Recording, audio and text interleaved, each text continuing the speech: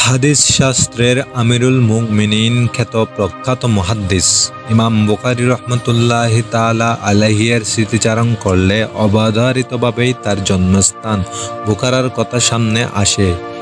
ঠিক তেমনি মহান এই মনীষীর ইন্তেকাল ও ইন্তেকাল পরবর্তী সময়ের আলোচনা যখন হয় তখন আমাদের স্মরণ করতে হয় সমরকন্দের কথা।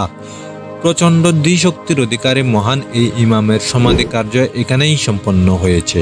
প্রাচীন নগরের সমরকন্দ দিক থেকে প্রসিদ্ধ, তবে এখানে ইমাম বুখারী রহমতুল্লাহি তাআলা আলাইহির সমাধি হওয়ায় প্রসিদ্ধির সঙ্গে সঙ্গে সব শ্রেণীর মুসলমানের কাছে রয়েছে শহরটির আলাদা মর্যাদা।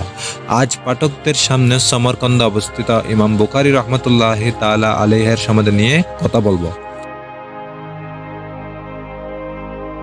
ইমাম বুখারী রহমতুল্লাহি তাআলা আলাইহির সমাধিকে সমরকন্দের অন্যতম জনপ্রিয় পর্যটন স্থল হিসেবে শ্রেণীভুক্ত করা হয়।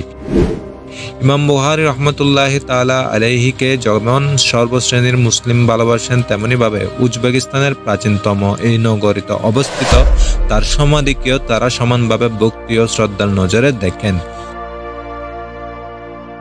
সারা পৃথিবীতে ছড়িয়ে ছিটিয়ে থাকা তার অসংখ্য ভক্ত অনুরক্ত প্রিয় শাইখের ফয়েজ ও বরকত লাভ করতে বছরের পর বছর সব ঋতুতেই সমাধির চত্বরে সমাগম হন, এটাই তার বাস্তব প্রমাণ।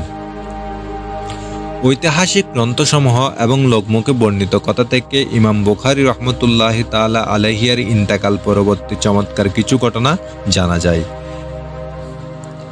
তিনি ইন্তেকাল করলে পরিবারের লোকজন যখন তার দাফন কার্য সম্পাদন করে ফিরে আসছিলেন তখন উপস্থিত সকলে তার মাজার থেকে স্বর্গীয় সুঘ্রাণ অনুভব করেন। এভাবে কয়েকদিন অনবরত এই ঘ্রাণ অব্যাহত ছিল। আবার এটাও বর্ণিত আছে যে কিছু মানুষ ইমাম বুখারী রহমতুল্লাহি তাআলা আলাইহির কবরের উপর আসমান থেকে নেমে আসা কি এক রকম রোশনি দেখতে পেল, আর তা এমনভাবে ছড়িয়ে পড়েছিল যেন পুরো কবর নুরানির আলোয় উদ্ভাসিত হয়ে উঠেছে।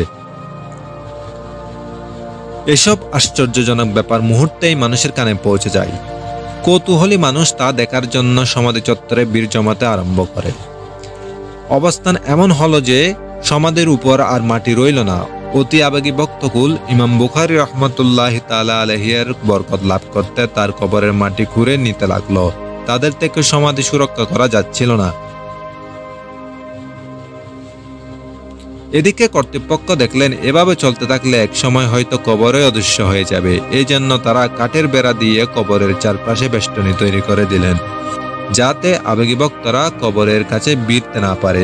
ষষ্ঠদশ শতাব্দী পর্যন্ত ইমাম বুখারী রহমতুল্লাহি তাআলা আলাইহির মাজার এভাবেই ছিল। এক পর্যায়ে তার সমাধিকে কেন্দ্র করে মসজিদ নির্মাণ করা হয় এবং সমাধিকে কনক্রিট দ্বারা আবৃত করে রাখা হয়। মসজিদের আঙ্গিনায় রোপণ করা হয় ফুল ও ফলের গাছ।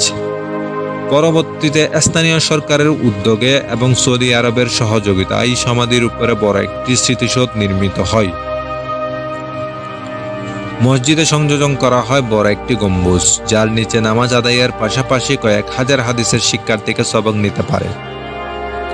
মসজিদ সৌধ ও এখানের স্থাপনাসমূহ ব্যবহৃত হয়েছে মোজাইক পাথর ও রঙিন কাজ। তাছাড়া দারুণ কিছু আরবি শিলালিপি দিয়ে মসজিদ এবং স্মৃতিসৌধের সৌন্দর্য বর্ধনের কাজ করা হয়েছে। আর পুরো কমপ্লেক্স নির্মাণে অনুসরণ করা হয়েছে প্রাচীন উজবে স্থাপত্য শৈলীর।